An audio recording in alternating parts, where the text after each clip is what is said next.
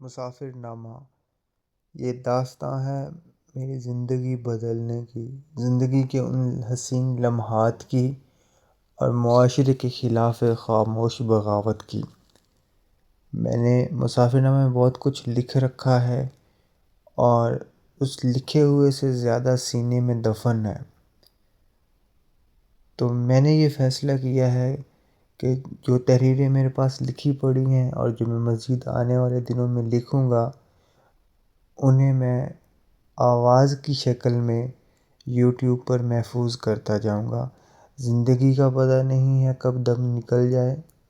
لیکن ایک یادگار کے طور پہ کچھ نہ کچھ باقی ضرور رہنا چاہیے۔ ویسے بھی اٹ واز ڈیمانڈڈ لائک جھوٹے روپ کے درشن، ایسا کچھ ہونا چاہیے۔ سو جو رکے تو کوہ گراں تھے ہم، جو چلے تو جاں سے گزر گئے۔ سو ویسا کچھ کر دیتے ہیں۔ مسافر، میں اس بات پر یقین رکھتا ہوں کہ جب کسی کو زبان دے دی جائے تو چاہے سر قلم ہو جائے، لیکن وہ بات ہمیشہ پوری کرنی چاہیے۔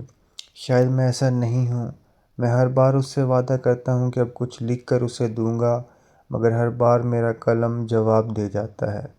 جب میں اسٹڈی ٹیبل پر دل کو نکال کر ہاتھوں پہ رکھتا ہوں اور اس کے تاثرات لکھنے کی کوشش کرتا ہوں، تو شمال مشرق سے ایک تیز رفتار ٹرین آتی ہے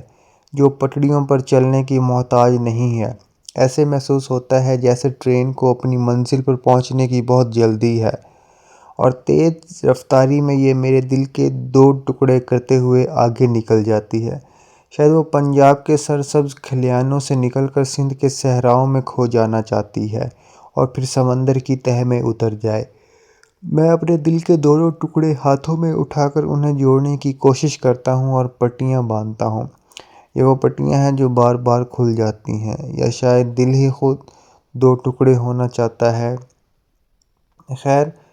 جب دو ٹکڑے ہو جاتے ہیں تو دل میں زندگی کی معمولی سی رمق باقی ہوتی ہے اور اسے اپنے ہاتھوں سے ہی ختم کر دیتا ہوں۔ یہ سلسلہ ایک لمبے عرصے سے چل رہا ہے، مگر غور طلب بات یہ ہے کہ جب ٹرین گزر جاتی ہے تو اس میں سے ایک مسافر اپنا سر باہر نکالتا ہے اور مسکرا کے دیکھتا ہے، جس سے میرا دل دوبارہ جڑ جاتا ہے اور میں پھر لکھنے کی کوشش کرتا ہوں مگر ناکام رہتا ہوں، اور یہ مسکراہٹ ہی میرا سرمایہ حیات ہے۔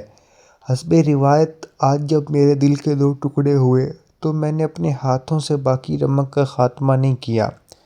بلکہ اس میں ایک خون کا قطرہ لیا اور الیکٹران مائکروسکوپ کے ذریعے پرکھ کر اس میں سے چند تاثرات نکالے جو شاید لکھنا چاہتا ہوں۔ یہ خون کا ایک قطرہ اتنا زیادہ سکڑ گیا ہے کہ پوری کائنات کی وسعتوں کو اپنے اندر سمیٹ لیا ہے، مگر یہ اتنا زیادہ پھیل گیا ہے کہ اس مسافر کی ایک مسکراہٹ کو بھی نہیں سمیٹ پا رہا، اور اس کی وجہ بھی یہی ہے کہ اس مسکراہٹ کی کیفیت کو میں نے اپنے اوپر طاری کر کے خود کو خود سے جدا کر دیا ہے۔ اب وہ مسکراہٹ ہی میری پہچان ہے۔ یہ مسکراہٹ میری پسندیدہ کتاب کی طرح ہے جسے میں ہمیشہ اپنے پاس رکھتا ہوں۔ میں جب صبح ناشتہ لینے جاتا ہوں تو بچے قرآن مجید حفظ کرنے جا رہے ہوتے ہیں اور میں نے اس مسکراہٹ کو حفظ کر لیا ہے۔ اس مسکراہٹ کو بھولنے کا ایک ہی طریقہ ہے کہ میں پاگل ہو جاؤں اور اپنی یادداشت بھلا بیٹھوں۔ شام کے وقت اپنے ہاسٹل کی چھت پہ کھڑا ہو جاتا ہوں جب لوگ اپنے گھروں کو جا رہے ہوتے ہیں اور پرندے اپنے گھونسلوں میں قیام کر چکے ہوتے ہیں۔ ٹرین میں بیٹھے اس مسافر سے ملاقات کے لیے میرے دل میں جستجو اٹھنے لگتی ہے۔ میرے ہاسٹل کی چھت سے سامنے مجھے فتح شیر کالونی میں ایک بہت بڑا ٹاور نظر آتا ہے۔ اس پی ٹی وی ٹاور پر موجود سرخ رنگ کی لائٹ میری ملاقات کا ذریعہ ہے۔ مجھے محسوس ہوتا ہے کہ اس وقت میں لائٹ کو دیکھ رہا ہوں تو وہ مسافر بھی اس لائٹ کو دیکھ رہا ہوگا اور یہ لائٹ اسے دیکھ رہی ہوگی، تو یہ چیز ہم میں مشترک ہے، اس لیے ملاقات ہو جاتی ہے۔ یا پھر جب چاند اپنے جوبن پر ہوتا ہے تو میں چاند کو دیکھتا ہوں اور ہو سکتا ہے کہ وہ بھی چاند کو دیکھ رہا ہو، اور یوں ہماری ملاقات ہو جاتی ہے۔ ہماری محبت ڈیجیٹل نہیں کہ ادھر بلاک ہوئے ادھر کئی سالوں کا تعلق ختم، بلکہ یہ تو بلاک ان بلاک ہونے کا ایک پرمسرت سفر ہے۔ اور جب نیند نہیں آتی تو سرخ بتی یا پھر چاند کو دیکھنا ہی میرے لیے نیند کی گولیوں کے مترادف ہے۔ اس مسافر کی محبت نے مجھے بچہ بنا دیا ہے، اور مجھے بچپن سے محبت ہے کیونکہ بچوں میں ہر جذبہ خالص ہوتا ہے۔ مجھے ڈومیسٹک پولیٹکس سے دور ایک بڑا ویژن عطا کیا ہے۔ میں محبت کی طرف جانے والے راستے تلاش کرتا تھا، مگر 2 نومبر 2020 صبح 8:45 کے بعد میں خود راستہ بن گیا، اور اب مجھے راستوں کی تلاش کرنے کی ضرورت نہیں۔ شاید میں سمجھتا تھا کہ کھیتوں میں دانہ پھینک کر فصل اگنے کا انتظار کرنا محبت ہے، مگر اب مجھے سمجھ آ گئی ہے، صرف دانہ پھینکنا ہی محبت ہے۔ فصل اگے یا نہ اگے یہ تو اس کی مرضی ہے۔ میرا اپنے بارے میں ایک اور وہم بھی ہے کہ میں بہت شعلہ بیاں ہوں، مگر حقیقت یہ ہے کہ ٹرین سے باہر جھانکتے ہوئے مسافر سے جب روبرو ہوتا ہوں تو تمام باتیں بھول جاتا ہوں اور آئیں بائیں شائیں کرنے لگتا ہوں۔ میرے ذہن میں ہزاروں باتیں کرنے کو ہوتی ہیں، مگر تلخ حقیقت یہ ہے کہ اس کے ملنے کی خوشی اتنی ہوتی ہے میں تمام باتیں بھول جاتا ہوں۔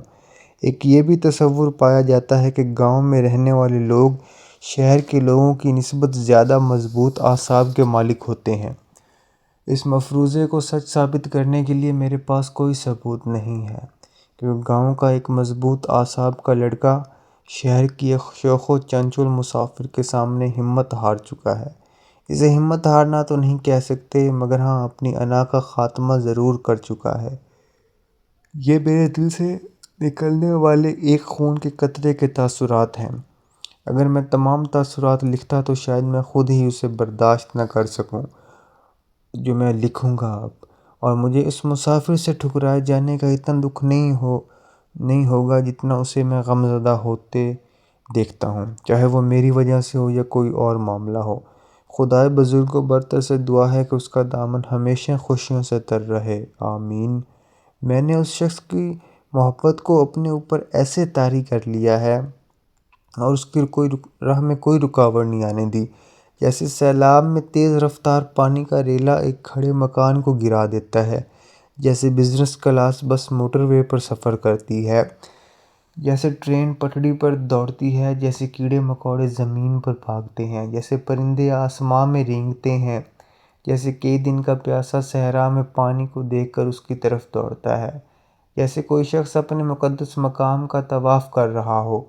جیسے مزدور شام کے وقت اپنے گھر کو لوٹتے ہیں، جیسے پرندے اپنی قیامگاہ میں آرام کے لیے جاتے ہیں، جیسے اب میرے کمرے میں کھڑکی کے ذریعے شمال مشرق سے ٹھنڈی ہوا کے جھونکے آ رہے ہیں،